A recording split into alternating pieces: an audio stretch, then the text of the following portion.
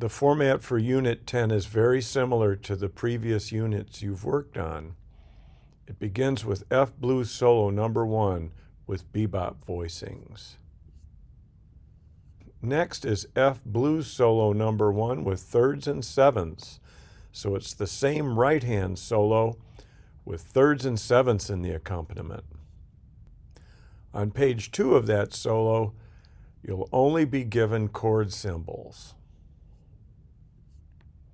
We continue with a harmonization exercise called F Blues Comping.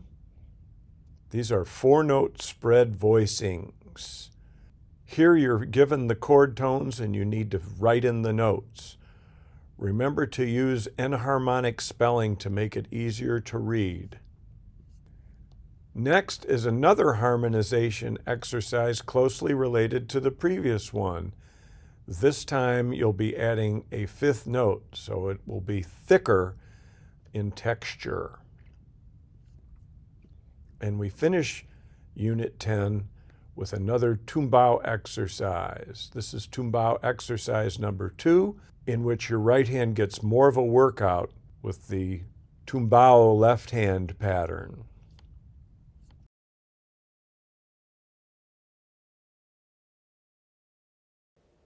Okay, here we go with Unit 10. It's another blues solo. This time we're in F and bebop voicings. You know, this style of playing chords, we've talked about it, you know. It's very typical of Thelonious Monk, Bud Powell, Horace Silver. But there are plenty of contemporary players, myself included, we still use these voicings. They're not some sort of relic of the past. They're really important ways of expressing the chords. You'll hear lots of contemporary players, Emmett Cohen, Larry Goldings, Aaron Goldberg, Mike Ledon, Gerald Clayton. I mean, you can't play jazz without these bebop voicings. They're really useful, still relevant, still cutting edge, I would say. So make sure you can play them. And let's see, I have a pen here. I always recommend pencil in case you get it wrong. You can erase it and fix it. Okay, we have roots, sevens. Let's look for, we have our 2-5 formula in measure 4. You know, write that in. We've got root 7, and we just go to the 3 here. Yeah. And all those pianists I mentioned, they use that formula from time to time. They do other things, of course. There are lots of choices that we have, but this is one to know for sure. Okay, so your first task is to go through and make sure you can pop these out. Another 2-5 formula, measure 8. It's actually 3-6. And there's your actual 2-5 in F. All right.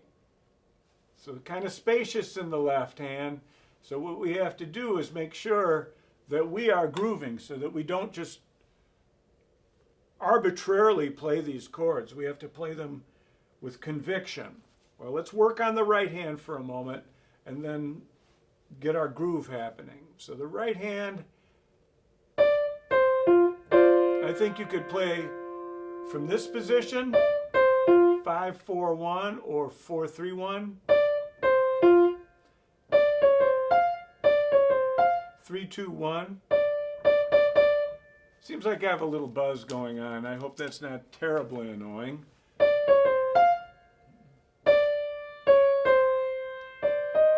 Measure 3, we have to have 2 positions. And that'll get you through to measure 4.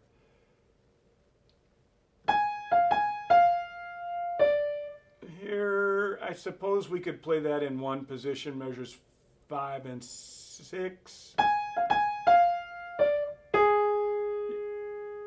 Or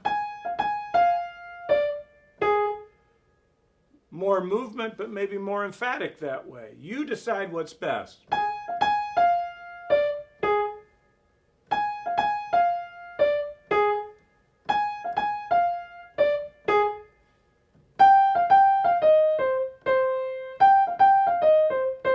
That's an easy position.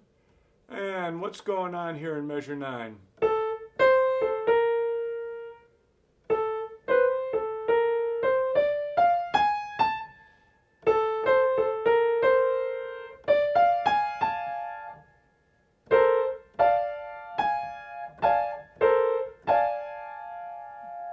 All right, maybe you already came to these positions.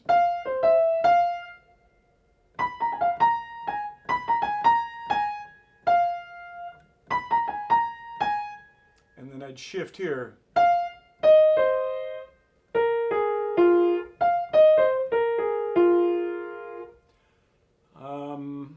Next page, just a little hop over.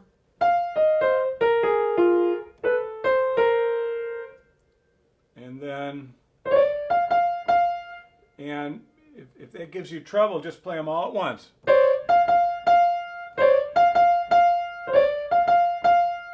And then rip away. It's sort of that kind of touch.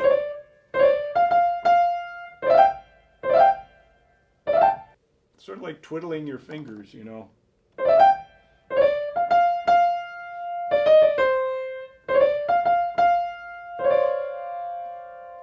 So that's your position for measure 14.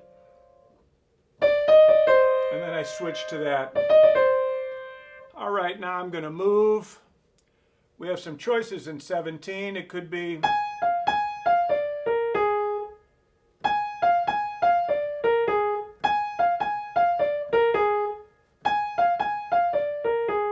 I think either works. If you're using this choreography, just don't press down with your thumb and stay off your knuckle. If you're down on your knuckle, you're not going to be able to get there. You want to stay light. And don't worry about kind of crossing over, you know.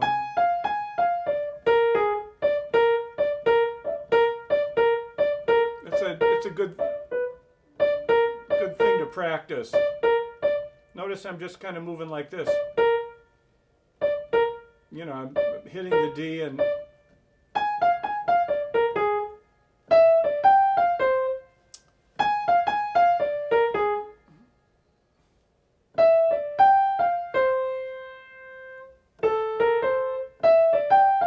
so I'm grouping it like that, and then this is a little mini group.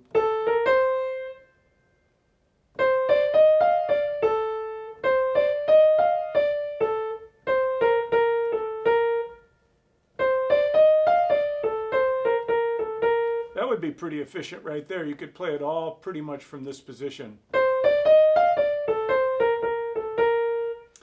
And this particular phrase can give people difficulty. I like to play it this way.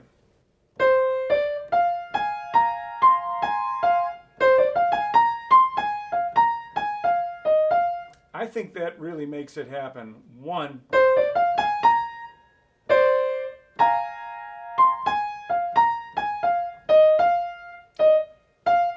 and just pivot over to get the E flat.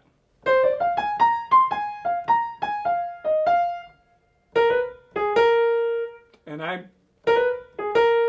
think you want to slide from B flat or A sharp to B. That'll give you a nice accent. Now, getting this to really fall into the groove, we have to get that quarter note feeling going on. And don't try to do it in your head. Maybe just go ahead and play the shuffle and see if you can call it up that way.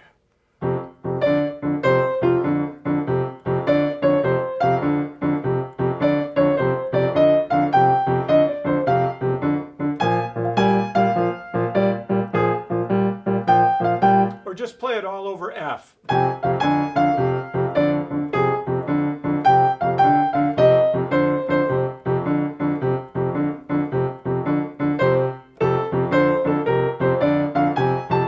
Hesitating a little bit.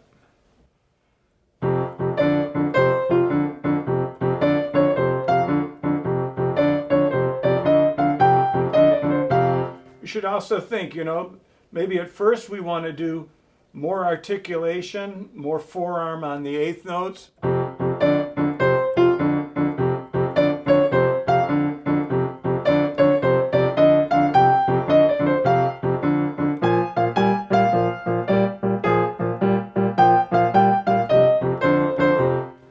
Maybe move to the quarter note.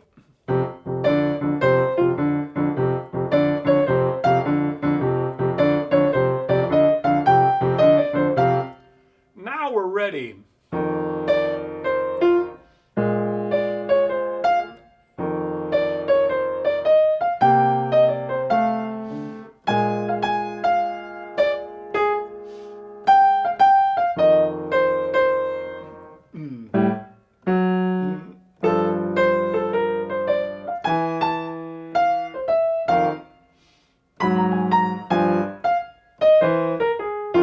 Two, three.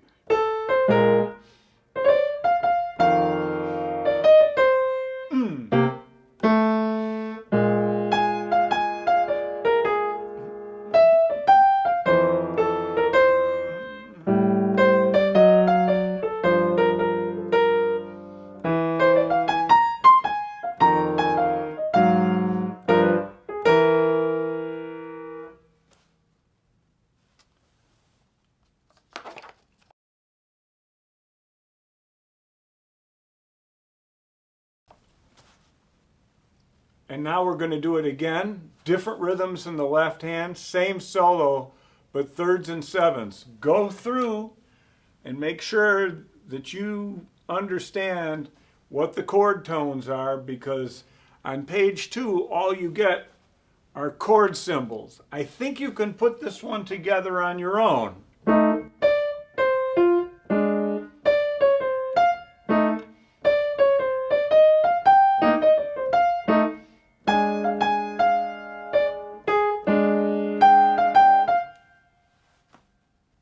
And if you have problems getting the groove, just come back to. And you should be good. Make sure to listen to the recordings of these and try them with the play-alongs. That's another way to get your groove going.